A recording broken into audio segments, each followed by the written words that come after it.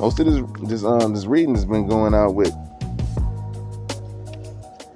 straight up the spirit pulling out the cards on his own. You know what I mean? I wasn't gonna do it, but the spirit doing it now. So I just said, you know, my little angel homies and, you know, those who's helping with this real quick. That is the beautiful energy. Thank you. I appreciate that. And they gave me a call too. Just a second ago.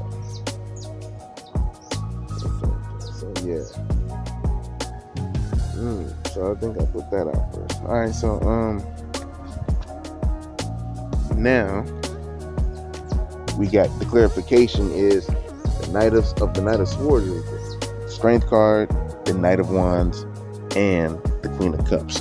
There's some high energy over it now. All right, so with the Knight of Swords, someone was definitely striving to come in with the truth. They're just trying to gain the strength, and which they probably do have. The future is coming around, so that energy will be available to them.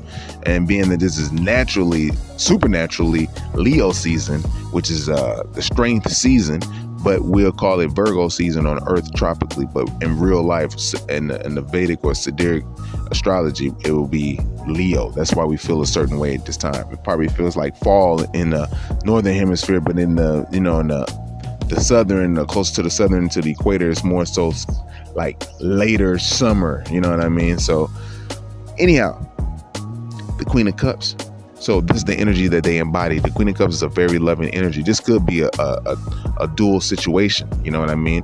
But being that the Queen of Cups is a very loving and very kind and tender individual, this is the energy that they're embodying. It could be any kind of sign. It could be a Pisces sign. It could be a Cancer. It could be a Scorpio sign. Because yeah, people always dog Scorpios out, but Scorpios are loving and loyal, man. They respect that. If you give them that, and then they're gonna give you some crazy sex in return and shit. You know what I mean?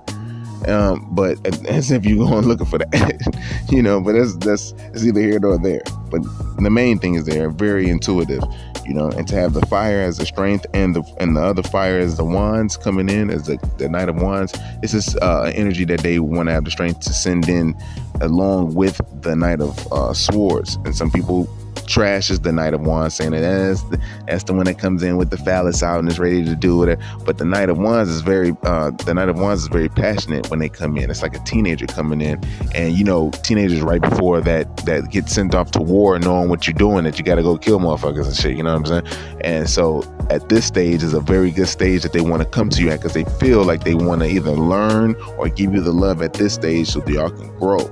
You know, and this is the truth they want to offer you or you them. You know what I mean? This is in the near future with any individual that's you close to or any of these cycles. All right, so we're going to go ahead and clarify real quick, or, you know, just wrap it up with the Ace of Swords, which is the universe's energy and what they have to say about the whole grand situation. All right, so, did all three of them just pop out like that?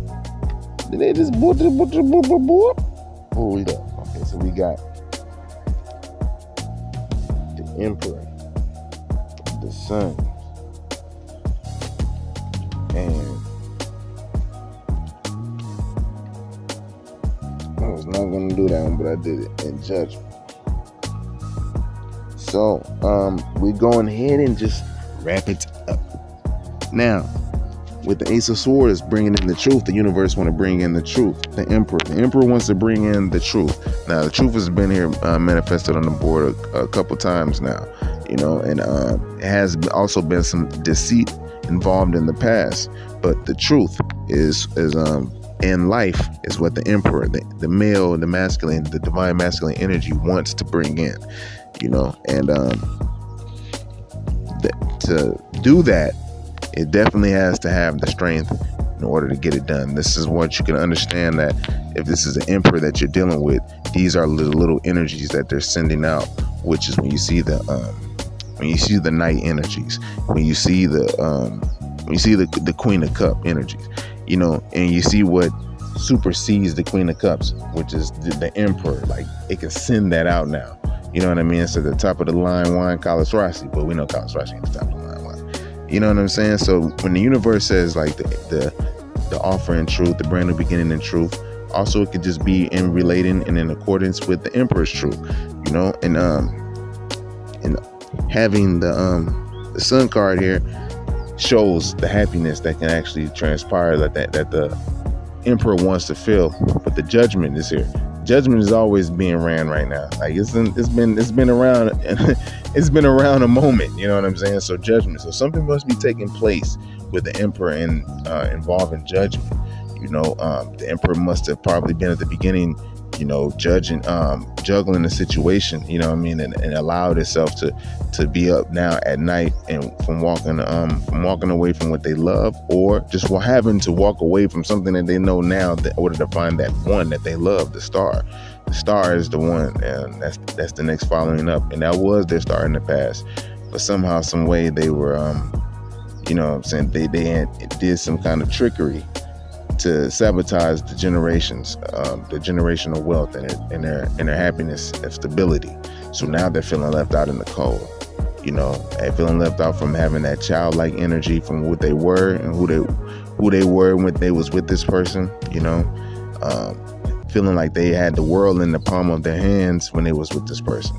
You know, and during the cycle when they weren't, they feel as if like, oh man, I don't feel that way anymore. So I have to experience it like this, which is the out in the cold situation.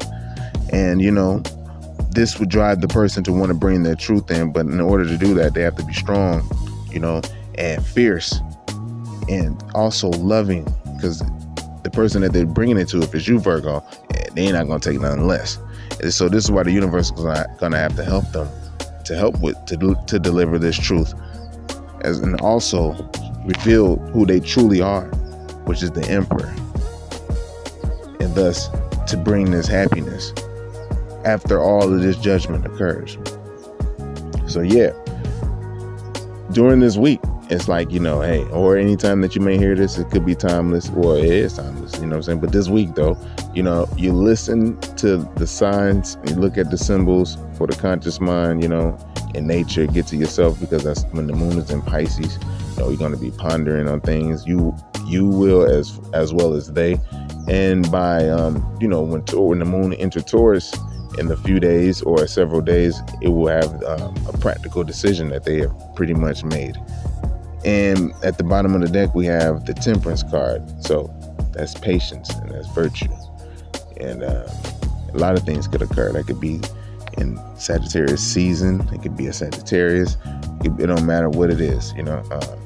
It's just the energy that they have to use in order to make these things manifest. All right. So Virgo, I love you, and this is officially Virgo season. And you know, we take it over the Leo shit too, because we like, we know what's up, man. We both of them, man. We the Empress taming the lion, yo. What you talking about? The best of both, the best of all. Hey, I had to get into the little ego thing right there. You know what I'm saying? Y'all know how we doing this shit. Passionate.